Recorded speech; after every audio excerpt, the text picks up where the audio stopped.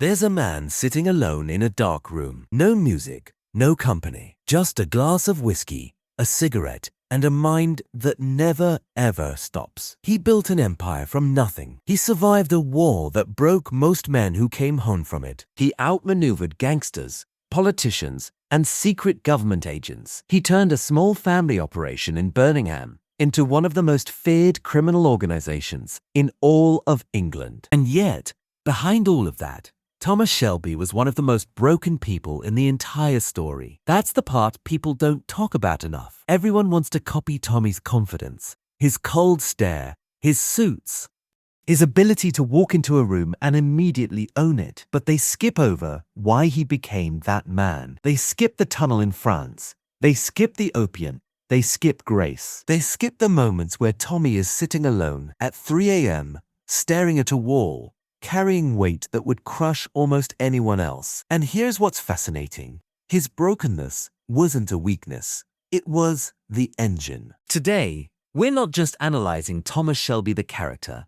We're using him as a mirror. Because if you've ever felt like you're carrying something too heavy, like you're damaged beyond repair, like the world doesn't understand the war going on inside your head, then Thomas Shelby has something to teach you. Let's get into it.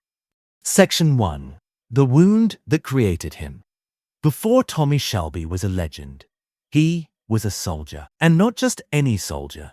He was a tunneler, one of the men who dug underground through enemy territory, planting explosives beneath German lines. Think about what that means. Total darkness, claustrophobic silence, knowing that at any moment the ground above you could collapse, or the enemy could break through the wall in front of you. These men didn't just fight, they lived inside fear. Every single day, Tommy came back from France with something the doctors couldn't diagnose properly back then. We'd call it PTSD today. But in 1919 Birmingham, there was no name for it, no treatment, no understanding. So what did he do?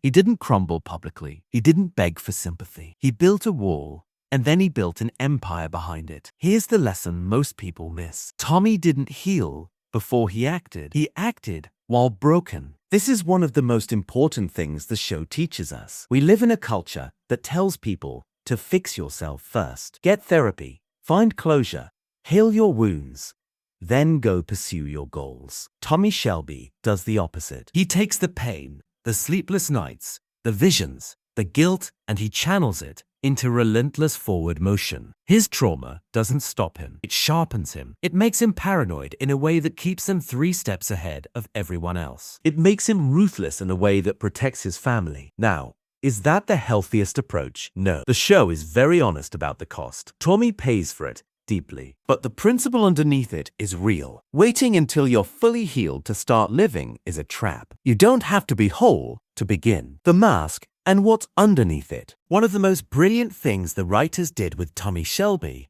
is show us 2 versions of him. There's the public Tommy, cold, calculated, emotionless. The man who can look someone in the eye and tell them they're going to die and not blink. The man who sits in board meetings with politicians and runs circles around all of them. The man every enemy fears and every ally secretly envies. And then there's the private Tommy. The one who visits Grace's grave. The one who breaks down in front of his doctor. The one who, in his quietest moments, looks like a man who is genuinely exhausted from having to be Thomas Shelby all the time. There's a scene, and if you've watched the show, you know exactly which kind of scene I'm talking about, where the mask slips just for a second, and in that second, you see a man who is desperately lonely, who carries survivor's guilt, who wonders whether any of it was worth it. And the reason that resonates with so many people is because so many of us are doing exactly the same thing. We perform strength in public. We wear the mask at work, with friends, even with family sometimes. And then we go home, and the mask comes off, and we sit with all the things we're not allowed to say out loud. What Tommy teaches us here is uncomfortable, but necessary. The mask is not the enemy. The mask is a tool, armor. It lets you function in a world that isn't always safe enough for your full vulnerability. The problem isn't wearing the mask. The problem is forgetting that you're wearing it and letting it become your only identity. Tommy almost loses himself to the mask. There are entire seasons where you can see him drifting further and further from anything resembling warmth or connection, and that isolation merely destroys it from the inside out. The lesson is balance. Be strong enough to wear the armor when you need to. Be honest enough with yourself to take it off when you're alone. How he uses pain as strategy. Here's something nobody talks about when they analyze Thomas Shelby. He doesn't just survive pain. He uses it as information. Think about how he operates. When something goes wrong, a betrayal, a threat, a loss, most people react emotionally. Anger, panic, grief. And those emotions cloud judgment. Tommy feels all of those things. But he takes that emotional energy and immediately converts it into strategy. Someone betrays him. He doesn't just get angry. He asks, why did this person betray me? What does that tell me about who else might turn? How do I restructure things so this can't happen again? He loses someone he loves. He grieves. But he also uses that grief as fuel, as a reminder of what he's protecting, as a reason to be more ruthless with anyone who threatens what's left. This is an incredibly powerful mental framework, and it's something you can actually apply to your own life. When something breaks you, a rejection, a failure, a loss, instead of only asking, why did this happen to me? Also ask, what is this telling me? What can I learn here? How does this make me better prepared for what comes next? Pain as data, suffering as teacher. It doesn't mean the pain doesn't hurt. It means you refuse to let it be only pain. Thomas Shelby is brilliant, not in spite of everything he's been through, but because of it. His ability to read people, anticipate betrayal, stay calm under pressure, all of it was forged in experiences that nearly destroyed him. The fire that almost burns you down can also be the thing that hardens you. Section 4. The danger of running alone. Now here's where we have to be honest about where Tommy's approach fails him, because the show doesn't glorify him. It shows the full picture, and the full picture includes this.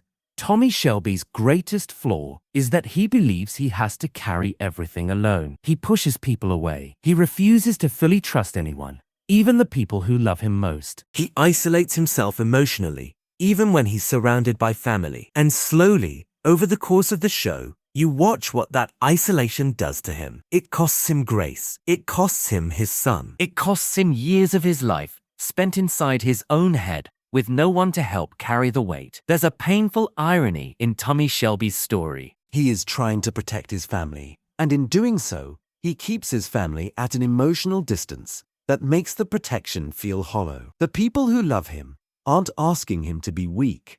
They're asking him to let them in. He can't do it. Bull won't. And it destroys relationships that could have saved him. This is the lesson the show wants you to learn. Even if it never says it directly, strength without connection is just loneliness wearing an expensive suit. You can be powerful and still need people. You can be capable and still ask for help. You can carry pain and still share some of it. Tommy builds walls to keep enemies out, but those same walls keep love out too. Don't make that mistake. What broken actually means.